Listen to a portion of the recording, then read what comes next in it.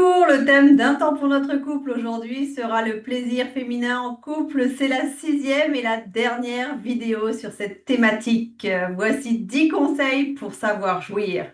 Je vous laisse écouter puis vous pourrez prendre le temps d'échanger entre vous. Pour cette vidéo, je me suis à nouveau fortement inspirée du livre Plaisir féminin, une méthode inédite pour éveiller ou réveiller le désir du docteur Marie-Claude Benatar. Vous avez pris de mauvaises habitudes en développant la réponse motrice de l'orgasme.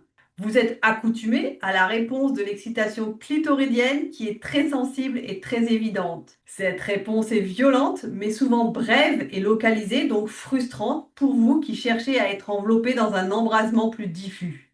En cherchant à vous faire plaisir toute seule d'une certaine et seule manière, vous avez créé une réponse orgasmique stéréotypée et ne l'obtenez que de cette façon. Beaucoup ne peuvent jouir qu'en serrant leur clitoris entre leurs jambes, ou bien avec un oreiller tenu contre le bas-ventre. Ces habitudes, prises au cours des premiers émois de l'adolescence, ne sont pas répréhensibles, mais elles vous piègent quand par la suite vous voulez jouir de l'autre sexe. Rassurez-vous, certains hommes accoutumés à une certaine manière de jouir sont aussi prisonniers de leurs habitudes. Et puis, il y a beaucoup de femmes qui, après l'orgasme clitoridien obtenu rapidement, s'ennuient ensuite pendant le déroulement du rapport sexuel et finissent par se lasser et ne plus désirer, car leur fourreau vaginal est peu sensible et leur point G méconnu. C'est en vous rééduquant que vous pourrez développer vos capacités sensitives et cela est toujours possible pour toutes et à tout âge. Vous n'êtes pas satisfaite de votre sexualité et vous perdez courage? Vous ne savez à quel sein vous vouez et pensez avoir tout essayé? Quel que soit votre âge, vos expériences ou vos tabous, vous pourrez changer cela à votre rythme. Voici un résumé de tout ce qui a été dit dans les précédentes vidéos en 10 conseils.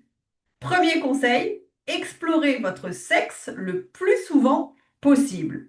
Explorez-le tactilement afin d'en créer la projection cérébrale et le vivre visuellement, mentalement et par conséquent pleine de lui. Sans accessoires s'il vous plaît et sans chercher forcément de réponse orgasmique. Faites-vous-en une image précise et détaillée. Deuxième point, exercez votre sexe. Touchez-le et caressez-vous afin de vous familiariser aux différentes sensations. Au départ, vous ne distinguez pas grand-chose en explorant tactilement vos lèvres, votre ouverture, l'intimité de votre fourreau, mais au fur et à mesure de cette exploration, vous parviendrez à distinguer un tressaillement, un frémissement, et puis peu à peu, tout deviendra lumineux pour vous, car vous aurez développé votre sensibilité. Vous établirez et faciliterez ainsi les connexions cérébrales et tactiles. Prenez votre temps, ne soyez pas pressé et ne vous découragez pas en chemin. Votre réactivité aux caresses sexuelles et pendant les rapports sexuels grandira. Apprenez à contracter également vos muscles périnéaux, ceux qui vous aident à vous retenir d'uriner ou de déféquer. C'est important pour bien sentir la pénétration et ne pas se sentir flasque et molle. Troisième point, imaginez votre sexe pendant l'acte sexuel. Imaginez-le en action, par exemple, c'est un petit vibromasseur ou bien un petit aspirateur qui adhère et se cramponne à l'autre. Cela vous permettra de lâcher prise. Quatrième conseil, prenez conscience de la différence des sexes. Sachez qui vous êtes. Acceptez-vous tel que vous êtes et partagez avec votre compagnon vos différences. Lui vous comprendra mieux et vous serez plus épanouis ensemble. Maintenant que vous êtes savante et experte dans la connaissance de vos points sensibles, expliquez-lui la richesse de votre sexe et sa complexité. Cinquième conseil, et pas des moindres, pratiquez avec votre partenaire.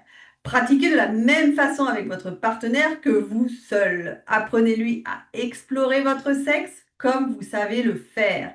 Guidez-le. Apprenez-lui à chercher votre petit chaton, la prostate féminine, et à le réveiller avant de se jeter tête baissée sur ce qu'il a toujours connu, votre clitoris. Expliquez-lui que pour lui, tout est plus simple, rapide, automatique et sans engagement total de sa personne, sinon celui de son sexe. Dites-lui que pour vous, c'est différent. Les préliminaires doivent durer. Les caresses être mesurées et douces. La force n'est pas synonyme d'efficacité. Dites-lui que votre sexe est multiple et à sensibilité variable et que pour vous, il s'agit toujours d'un investissement total, d'un engagement de tout votre être. Changez vos et ses habitudes. Apprenez-lui votre sexe. Prenez des initiatives et inventez ensemble. Tout d'abord seul, regardez ensuite ses vidéos avec lui ou lisez le livre de Marie-Claude Benatar avec lui. Découvrez-vous ensemble. Vous allez voir, le parcours va être merveilleux et vos plaisirs respectifs décuplés. Soyez patient tout de même, surtout si vous avez beaucoup de choses à rattraper, car cette initiation et la perte des mauvaises habitudes demandent du temps et de la patience.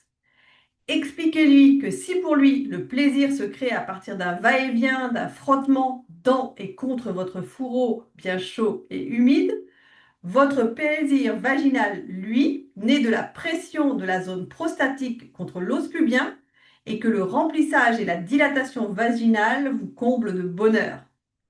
Le malentendu se poursuit depuis des millénaires. Aidez-vous de l'intromission de vos doigts ou des siens, en plus de son pénis. Vous verrez, cela donne des résultats et utilisez les postures adéquates.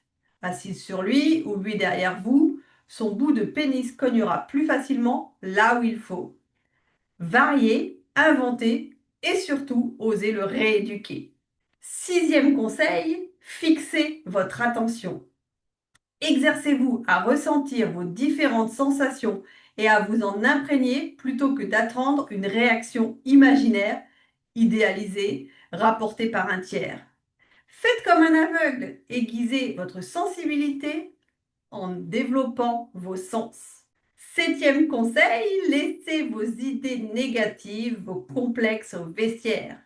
Ils vous empêchent de vous laisser aller et parasitent votre plaisir. Jouissez du moment présent. 8e conseil, partez avec l'idée de prendre du plaisir.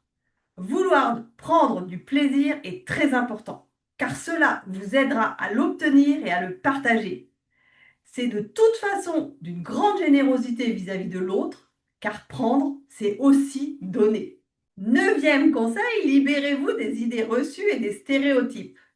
Votre plaisir est unique, il est le vôtre.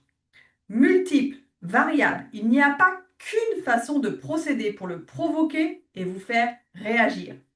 Expliquez-le à votre partenaire, allez ensemble à la découverte des sensations méconnues et inédites.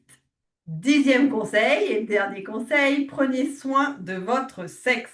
Ces tissus sont fragiles, il faut apprendre à bien s'en occuper. Traitez-le comme votre visage ou le reste de votre corps. Hydratez, dopez, liftez. Voilà, pour aller plus loin, vous pouvez lire donc le livre du docteur Marie-Claude Benatar, Plaisir féminin, une méthode inédite pour éveiller ou réveiller le désir. Pour ma partie, c'est fini. À vous maintenant d'échanger, de prendre le temps de commenter ce que vous avez entendu en donnant à tour de rôle votre point de vue et en écoutant celui de l'autre.